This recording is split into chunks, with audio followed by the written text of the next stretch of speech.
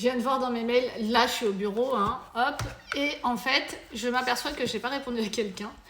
Ce quelqu'un, il s'interroge parce qu'en fait, il s'est retrouvé avec un délai de carence sur son assurance emprunteur et jusque-là, un délai de carence, on le voit surtout sur la perte d'emploi dans ce type de contrat, mais rarement sur le reste.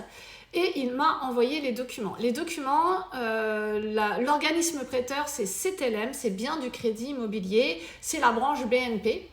Et sur le contrat, donc, ça indique que sans questionnaire de santé, il y a 180 jours de carence.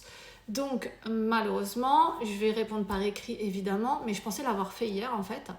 Et dans ces cas-là, je voudrais vous alerter aussi, tous ceux d'entre vous qui ont des crédits immobiliers, passez sans questionnaire de santé. Sur la fiche standardisée, il y a des choses indiquées, et sur la fiche IPID, c'est un condensé de vos conditions générales, j'en ai déjà parlé. Je vais vous montrer ce que ça donne. Et là, on voit clairement donc ce délai de carence de 180 jours. Ça veut dire que pendant 6 mois, on paye notre assurance, mais on n'est pas garanti sur l'incapacité temporaire totale, parce que c'est de l'arrêt maladie dont on parle là, hein, vraiment. On n'est pas du tout garanti s'il se passe quelque chose dans cette période. Donc si je tombe en arrêt maladie avant les premiers 6 mois de mon contrat, je ne suis pas assurée sur cet arrêt-là. L'arrêt, il peut démarrer même une semaine juste avant la fin du délai de carence. Je ne suis pas garantie, même si mon arrêt maladie dure 6 mois, 1 an, 2 ans, 3 ans, je ne serai pas du tout couverte à cause de cette clause-là. Je vous montre. Donc là, on peut voir qu'on est bien sur de l'assurance emprunteur. La fiche IPID, c'est bien celle-ci, hein, vous savez, avec les petits pictogrammes dont je parle assez régulièrement. Il y a plusieurs choses d'ailleurs dans ce contrat-là, mais ce qui nous intéresse là tout de suite sur le sujet, c'est ça. Donc, en cas de décès, perte totale et irréversible d'autonomie et incapacité temporaire totale, arrêt de travail, le délai de carence est de 180 jours en cas d'adhésion sans questionnaire médical. En cas de perte d'emploi suite à un licenciement, on s'en fiche, d'accord ?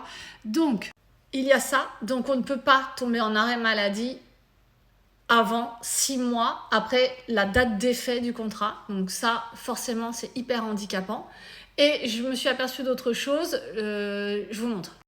La question était sur le délai de carence, mais vous le voyez aussi en exclusion pour l'ITT.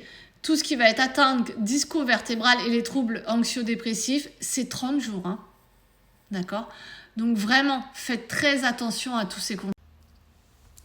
Ceux d'entre vous qui ont ce type vraiment de contrat par cet organisme-là, il y en a d'autres sûrement sur le marché. Moi, je suis courtier en assurance, donc j'en vois beaucoup passer, mais vous voyez, il y en a forcément. Les conditions générales changent tous les ans. On va avoir plein de nouvelles notices d'information. Il va y avoir des garanties qui vont être rajoutées, des nouvelles lois qui sortent. Tout ça, voilà. Donc là, l'avantage, c'est que j'ai les documents, je peux vous aiguiller évidemment cette personne, mais vraiment faites toujours attention à ce que vous signez. La fiche standardisée, pour le coup, ça c'est un document que vous avez, qui existe maintenant et qui est un condensé vraiment sur 2 pages de vos conditions générales. Donc dès que vous voyez quelque chose qui vous attire l'œil, là ça dit bien en plus en rouge qu'on n'est pas assuré en cas d'invalidité permanente totale, invalidité permanente professionnelle ou invalidité professionnelle pardon, et invalidité permanente partielle. Ah, je vais y arriver ce midi, en plus il est 15h, n'importe quoi moi. Mais voilà, faites toujours attention. Là, le contrat, il propose rien d'autre. En plus, non seulement il y a des délais de carence énormes, mais en plus, ça propose rien. Et en DOPSI, on l'a vu quoi, c'est pas possible. Donc vraiment, reprenez vos contrats et changez-les.